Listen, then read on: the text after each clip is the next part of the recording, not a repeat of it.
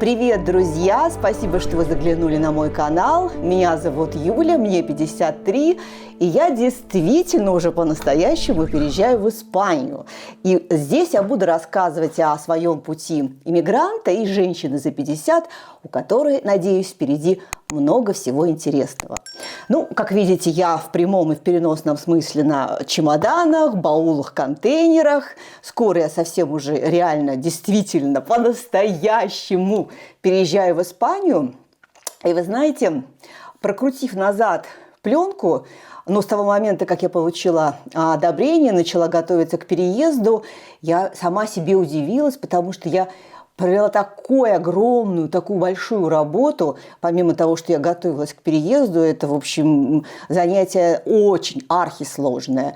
Я продолжала работать, вести свой бизнес. Я делала видео для Ютуба, писала посты для Телеграма. И вот сейчас сижу, я, знаете, такая... полное чувство полного удовлетворения, извините за тавтологию. И даже хочу с вами классика сказать: «Ай да Юля, ай да сукина дочь». Вот.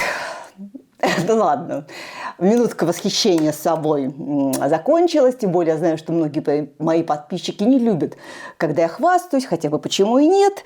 Но что я вам хочу сегодня рассказать? Я буду подглядывать в мой MacBook. Я же готовлюсь к каждому посту, каждому видео серьезно готовлюсь. В общем, когда я получила одобрение на визу без права на работу в Испании, первым делом я, естественно, отпраздновала это событие со своими подругами и близким кругом.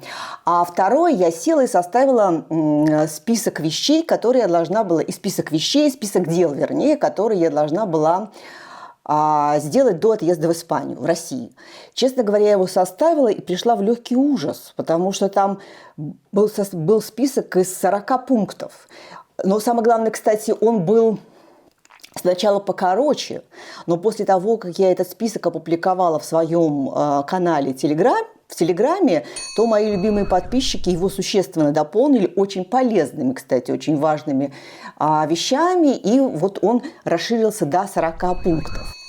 Вот весь этот полный список вы можете посмотреть в моем Телеграме, ссылка на пост в описании под видео. А сегодня я вам расскажу о том, как я распорядилась своими вещами, которых за 22 года жизни в этой квартире накопилось очень немало, что я оставила, что я дала на хранение, от чего я избавилась без сожаления. Все вещи я разделила на 4 категории. Первая категория – беру с собой, вторая – отправляю позже, третья – оставляю на хранение своей подруги в Москве, четвертая – продаю, избавляюсь. Ну, начнем, конечно, с самых важных, с вещей первой необходимости, которые нужно взять с собой. Это, конечно, документы. Ну, документов много, я не буду сейчас перечислять, поговорю только о самых важных. Про список в Телеграм-канале я сказала, там как раз весь полный список документов, загляните. А сейчас я просто поговорю о тех, которые, ну, может быть, очевидны, но ремарки, которые я буду давать, они могут кому-то пригодиться. Ну, понятно, что нужен загранпаспорт с визой Д, нужна страховка, испанская медицинская страховка, и нужен второй загранпаспорт. Я его сделала. Для чего нужен второй загранпаспорт, тоже я об этом рассказала в своем Телеграм-канале, и ссылку на этот канал тоже оставила в описании под видео. Заглядывайте. Это, кстати, очень важный, существенный момент. Я на него обращаю внимание. Второй загранпаспорт облегчит вам жизнь в Испании очень-очень существенно. Второе – свидетельство о рождении и диплома о среднем и высшем образовании. Ну, если у вас высшее, то, естественно, только с высшим. С апостилем и с нотариальным переводом. На испанский, на английский, кстати, тоже можно. Для чего это нужно? Вот моя дочь, когда я ей переводила деньги из казахского банка в Австрию, не раз сталкивалась с ситуацией, когда банк просил подтвердить родственные связи между отправителем и получателем. И свидетельство о рождении с апостилем и нотариальным переводом ей очень помогало. Диплом вам пригодится в том случае, если, например, вы будете устраиваться на работу в Испании или получать высшее образование, или если вы собираетесь подаваться на ВНЖ Испании с территории этого государства. Такие документы вообще бесполезны. Международные водительские права. Почему-то этот пункт всегда гуляет во всех списках, которые выкладываются в интернете, но это совершенно бесполезная вещь, потому что они будут действовать в Испании и в Европе только полгода. Через полгода вы должны получить испанские водительские права. А далее, справка о несудимости с апостилем. Дело в том, что справка действует всего лишь 3 месяца. И она вам нужна только в том случае, например, если вы по прилету, в ближайшие 3 месяца по прилету в Испанию собираетесь устраиваться на работу, поступать в вуз или собираетесь оформлять ВНЖ на территории Испании. В остальных других случаях вам это не пригодится. Следующее, что необходимо взять, это, конечно, лекарства, особенно нам, молодым девушкам за 50. Если у вас есть хронические заболевания, лекарства нужно брать минимум на 3-6 месяцев с запасом. И также мои подписчики рекомендовали взять с собой выписки от врачей с диагнозами, данные каких-то аппаратных исследований, МРТ, анализ крови и тому подобное. Вам это может пригодиться, если вы обратитесь за медицинской помощью в Испании, и нужно будет проследить динамику болезни. Далее, одежда. Одежду беру только casual. Легкая, удобная, многослойная. И одежда на разные температуры, потому что в Испании температура тоже может гулять и может быть временами холодно.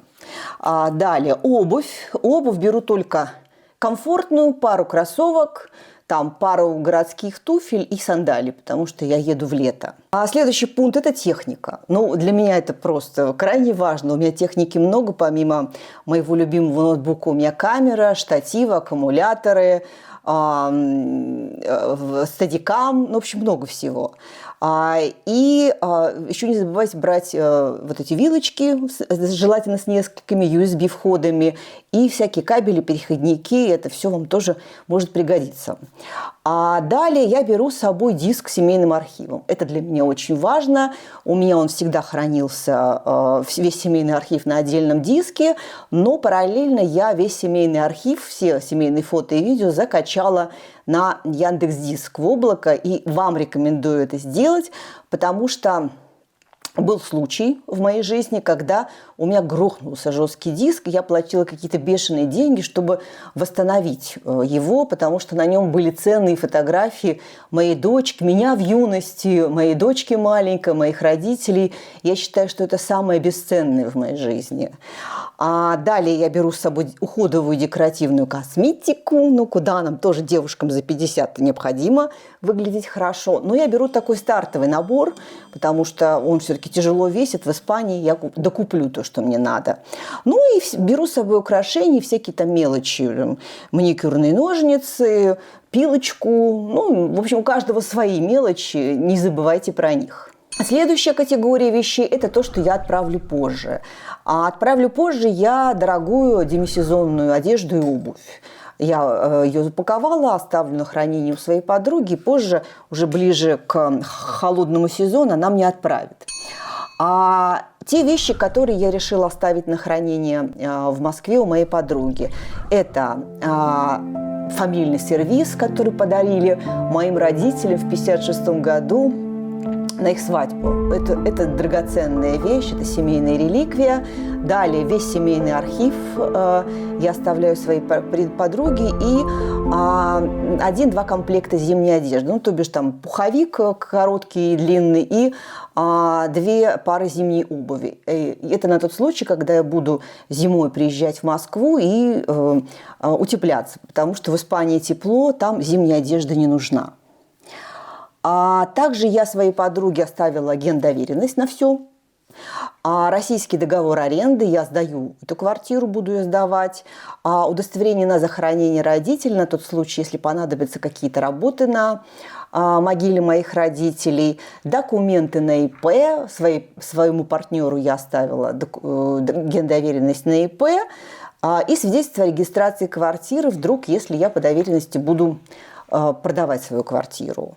Также я оставила своей подруге российские банковские карты, потому что, как вы понимаете, за границей они не нужны. С собой взяла только одну на тот случай, когда я приезжаю в Россию, и уже нужно будет оплачивать в России какие-то услуги и какие-то вещи. И последний список, от чего я избавилась, продала и просто оставила без сожаления. Я не беру с собой недорогую одежду и обувь, все это я куплю в Испанию. Я не беру с собой бумажные книги, хотя люблю, но они тяжелые. Я купила себе электронную книгу. Я вообще не беру то, что может авось пригодиться. Не пригодится, уже жизнь показывает. И я также продала хорошие вещи, торшеры, электромясорубку, блендер, какую-то посуду. Я ее продала на Авито и получила какую-то приятную денежку. А теперь полезные лайфхаки от меня по сборам. Великое изобретение человечества – это вакуумные пакеты. Многие вещи, в том числе и зимние, демисезонные, такие объемные вещи, особенно пуховики, вы, если их поместите в вакуумный пакет, они займут в 3 раза меньше места, чем могли бы. Поэтому вы можете увезти с собой в Испанию больше вещей, и потом, когда будете доставлять вещи в Испанию, вы заплатите меньше за эту доставку, потому что доставка учитывает и объем вещей.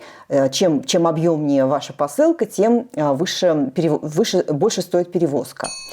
А далее я вам советую, естественно, подписать все контейнеры, сумки, которые вы оставляете на хранение, потому что мало ли вы попросите свою подругу или родственников, у которых оставили вещи, найти вам какую-то вещь, чтобы они не перерывали все ваши контейнеры, а точно знали, что есть. Подписать, то бишь подписать все содержимое, которое лежит в этих контейнерах и чемоданах и пакетах. Далее, обязательно сделайте себе ручную кладь на 3 дня, потому что в любом случае мы сейчас все летим с транзитом, поэтому в ручной клади должно быть белье, самое необходимое, сменная одежда, и лекарства. И вообще я вам рекомендую не разом собираться, а так расставить все чемоданы, контейнеры и потихонечку скидывать туда те вещи. Вспомнили, закинули, потому что сразу не упомнишь все. Некоторые, как говорят, хорошая мысля приходит опосля. Еще, кстати, хороший лайфхак – собираться под музыку. Желательно испанскую, желательно горячую, желательно фламенко. В общем, это у кого какие музыкальные вкусы. Мне вообще нравится все делать под музыку, а в последнее время я все делаю под испанские подкасты, потому что учу испанский язык. Пожалуй, это самое важное, о чем я хотела рассказать, что надо оставить в России, что надо забрать с собой в Испанию. Но я думаю, что переезд в другую страну – это не про то, чтобы забрать с собой весь дом, а главное, чтобы забрать себя. Есть какие-то очень важные, очень ценные вещи, которые, кстати, могут не иметь материальной ценности какой-то для других, но для вас они бесценны. Для меня это фамильный сервиз моих родителей, для меня это семейные фото, диск с семейными фотами, бумажные фото. Для меня какие-то вещи, которые символизируют мою жизнь, при взгляде на которые я вспоминаю самые важные, самые ценные, самые милые, самые душевные вещи в моей жизни. Это надо взять с собой. Поэтому, если вы тоже сейчас собираетесь переезжать или планируете, то я вам желаю, чтобы ваши чемоданы были легкими, а сердце полным радости, полным надеждам и полным уверенности, что все будет хорошо. Засим я с вами прощаюсь. Желаю всем счастья, удачи, всяких благ.